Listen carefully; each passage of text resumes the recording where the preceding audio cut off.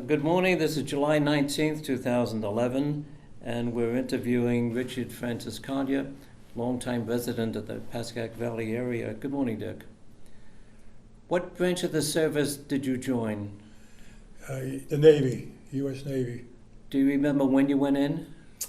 Approximately? It was July 14th, 1943. All right, so that would be the Second World War. Second World War, right. Okay. And what was the highest rank that you held in the Navy? Signalman second class. And Petty officer second class. Okay. And what ship were you assigned to? Well, later on towards the end of my career, I was aboard the USS Tarrytown, which is PC 1252, a patrol craft. Okay. And where did you take basic training or boot camp with the Navy? Boot camp was Newport, Rhode Island. And then you went to advanced school too, if I recall. Then I went to signalman school at Newport, Rhode Island also. Okay. And then one day you were told to report to Pier 92 in New York City? No, that was later on. Later on? What happened in between? Well, after signalman school, I went to Lido Beach. Okay. And from Lido Beach is when we were transferred overseas. And Lido Beach is where? In Long Island. Okay. What ship brought you overseas? And when you say overseas, you're talking to Europe? We went over on the Queen Mary. Okay. About 15,000 troops, just a few Navy people. Uh-huh. How long did it take you to get across the Atlantic Ocean? How long? A little over 5 days. Okay. How was the waters? Rough, smooth? It was quite rough, and hitting the North Atlantic in January was a rough trip. Yes. They asked the Navy people if they would stay in submarine watch on the flying bridge of the Queen, which was a great blessing to me because down in the hold everybody was sick. Yeah. So we stood watch 4 on and 8 off on a trip over. All right. And when you're topside, at least you got the fresh air. Amen. Made the difference, yeah. When you got to England, you got to Portland, England? Portland? Well, we landed in Scotland. In Scotland. And from Scotland, a few of us were transferred down to a British base in Portland, Weymouth, England. It was called the HMS Attack. Mm-hmm. And actually it was the United States Navy Advanced Amphibious Base. But there were just a handful of us there. We worked with the British Navy for a while. Right. What did you do with the British Navy? We were degaussing the bombardons, which were part of the Mulberry Harbor that was going to be towed over to Omaha Beach. And what is degaussing? What is that all about? Well, the Germans had mined the English Channel with magnetic mines. The bombardons were a couple hundred feet long, and they were all steel, and they would attract the magnetic mines, so we had to neutralize them so we could tow them across. And that's what we did for several months, just degaussing all these bombardons. Right. You mentioned something about connection with a Dutch ship. A Dutch ship? Well, when we went over from Portland on June 5th, I guess we left, it was a Dutch tug which towed a couple of the bombardons.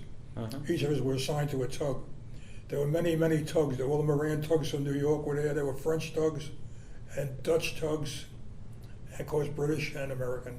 And you mentioned that they also had a paddle wagon. Oh, our headquarters ship for this particular operation was the HMS Sandown, which was a British paddle wheeler. Yeah. It used to go from Southampton to the Isle of Wight.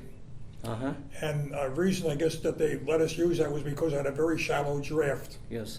You could get in close to shore. In fact, during the evacuation of Dunkirk, this ship was very instrumental in rescuing a lot of the British troops from Dunkirk. Mm. And you said it was a coal-burning ship. It burned coal, yes. Yeah. Okay, so is that what brought you over to Normandy? No, we were on the Dutch tug. That's what brought On the us. Dutch. Yeah. Okay, and this is June the 5th, so we know what June 6th is all about. What do we call June 6th? What is that known for? That was to start the invasion of Normandy. All right, so D-Day. D-Day, okay. So that was your theater of operation. Your ETO was Europe and France, the beaches of France. Right, right. And I know there were 4 or 5 beaches. What beach were you? We were at Okay. Omaha. Omaha Beach? There was Utah, Omaha, Gold, Juneau, and Sword. And Okay. we were Omaha. Utah and Omaha were American. Okay. And what did you have to do when you got to closer to the beaches in Normandy? What did you have to do? We had to place the bombardons off the shore to act as a breakwater, to break the waves coming in so that the ships could unload their cargoes on the new port that was being built. Mm-hmm. And these would be like in advance of the LSTs carrying the troops to land The on the LSTs beaches? came in right about that time because the first thing they did was sink a bunch of ships. They call them gooseberries. They blew up the bottoms, and all these ships made the inner harbor so that the LSTs could get around and unload onto the piers that were laid out. Right. Well, obviously, this was a combat area. Were you under fire at that time? If I was, I didn't know it. We were pretty far out. We were about 6,500 feet, I guess, out where we were placing Yeah. our equipment. And then after you did what you had to do, where did you go, or what did you? Well, we had to tend to them, make sure that they they weren't filling with water. We had to pump them out. We make sure that the caution lights were on them. Mm-hmm. And you mentioned that you were a signalman. What's a signalman in the Navy? What's the duties? Well, the signalman has a reason for the visual communication, semaphore, Morse code, flag bags, and we'd also stand watch on the flying bridge Mm-hmm. with the officer in charge. And what is semaphore? How does that work? Semaphore is flags that are used. You have 2 flags, and you have A, B, C, D, E, and all around. And this would be signaling to other ships? Yes. Many times there would be radio silence, and that was the only way to communicate would be semaphore or with blinker lights. The blinker Or lights. flag bags. Okay. And you mentioned to this day you still know the Morse code. Oh yeah, it's ingrained in me. Yeah. And the semaphore too. Going over on the Queen Mary, you also mentioned that, and we'll look at it in a few minutes, the manifest of the ship that has your name on it, as well as 14,999 other sailors. Well, I think it has my name on it, but no, there were about 15,000 troops on it, and I But was one of them. it had the date of the sailing. Oh, the date was, I think on that sheet I had was January 22nd, 1944. Okay. The landing on Normandy, Omaha Beach, and again, you said you were setting up these artificial harbors for D-Day. What did you have by way of equipment for yourself personally? I know you mentioned you had a helmet. Oh, our equipment consisted of a carbine, a machete, a helmet, and a life preserver. Okay. Why they gave us a machete, I don't know to this day. Yeah, but you did mention something about the Germans had planted like sand dunes on the beaches. Well, they had really armed the beaches with a lot of all kinds of equipment. The thing that was really a problem for the troops were the hedgerows Right. inland. I assume that's why they gave us a machete, but I never got to a hedgerow. Yeah. You also mentioned you had the experience of staying overnight in a German pillbox. How did that come Yeah, about? After the storm hit and we lost our little craft, we had no place to go, and I found a German pillbox abandoned, so I lived in it for a couple of days. It was interesting. And you said there was something on the walls of the pillboxes? Well, on the wall of the pillbox, they had put the range and the elevation of every spot on that beach. All they had to do was turn a gun, and they had the immediate range. Then there was a machine gun nest also right around the end of it. Yeah. So I assume that at that point that pillbox was abandoned by the Germans. Yeah, it was empty. Okay. The ship, the USS Tarrytown, You said it was a sub-chaser with a steel hull. It was a steel hull sub-chaser, yeah. What's the significance between the steel hull and a wooden hull? Why? Well, I think the wooden hull would not attract any mines, for one thing. That's the only difference I could see. And we were a much larger ship. Yeah. But it seems to me that with the steel hull attracting mines, there would be more danger of one of these mines. Well, that's true too, but it was mainly for getting after the submarines. Okay. And you also mentioned about you'd had the barrage balloons above the ships. The Dutch tug, their entire armament was a 20 millimeter gun and a barrage balloon. Okay. The barrage balloon went way up high, and the reason was to prevent the Germans from flying in low and strafing, is what I was told anyway. Okay. Serving in the European theater, and we'll look at the medals and the combinations in a few minutes, but you earned the European Theater Medal with 1 star, Right. the American Theater Medal, Mm-hmm. the Victory Medal, the Certificate of Recognition by the French government, the Jubilee of Liberty Medal for the Normandy Coast operation presented by the United States government, if I recall. You mentioned about a shipmate of yours, Jim, by the Bill Braunworth. Bill Brewer. Who was he, and where did you meet him? Bill Braunworth and I became friends in boot camp. Okay. And when he left boot camp, he was assigned to the USS Collier, a destroyer.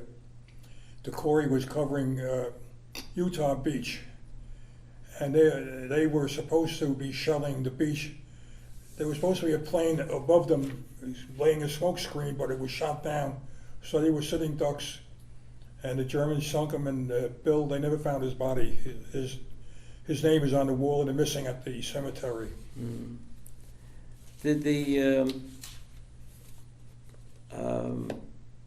How did you find out about the Germany surrendered? Where were you, and how did that come about? I was over at our base in Portland, Weymouth. We heard it on the Right. on the news. And on VE Day, was there celebrations in England? Did you celebrate on VE Day? Oh yeah, I packed my sea bag right away. Okay, you're anxious to get home. Amen. Okay. What did you do on the last day of service? Gee, that's a good question. Can't even remember that. Just was so happy to get home. Yeah, your sea bag was packed. And what happened the first day that you came home? Of course, I was welcomed with open arms by my mother and father and Yeah. family, and I got my old bedroom back, so I was all set. Okay. Now home meaning in New Jersey, Bergen County? Beg fun? Was it in Bergen County that you came home to, Bergen Oh yeah, County? Hackensack. Hackensack, okay. And following your military service, you went to college, if I recall. Right. I went to Seton Hall on the GI Bill. Okay, like a lot of guys did, the Mhm. GI Bill. And after graduation from college, you said you had miscellaneous occupations and Right. professions. But in 1963, you went into the, Went to the FBI, yeah. okay. What brought you there? What was the attraction to the FBI? Oh, I was always interested in law enforcement, and this was the premier law enforcement agency, so I kept trying to get in it, and finally made it. Right. And what were your duties with the FBI early on? Well, they varied. My first office was Detroit, Michigan. I did general criminal work. Second office was Birmingham, Alabama, where I worked the Klan, Ku Klux Klan, and civil rights. That was in 64, 65. Then I was in New York. I worked Soviet counterintelligence for 10 years. And I was transferred to Newark, and I went back to general criminal work. Okay. And then you retired from the FBI? Yeah, they had mandatory retirement. After 20 years, you had to retire. Dick, did anything happen during the war that affected your life, like for the rest of your life? Did anything? I think I had a better appreciation of life and country. Yeah. Yeah. Do you think the war was worth the price? I think that particular one was, yes. Mm-hmm. Therefore, you thought fighting the war was the right thing to do? Yes, at that point it certainly was.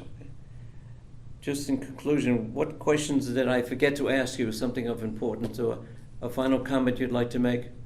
I think you've covered pretty much everything on that.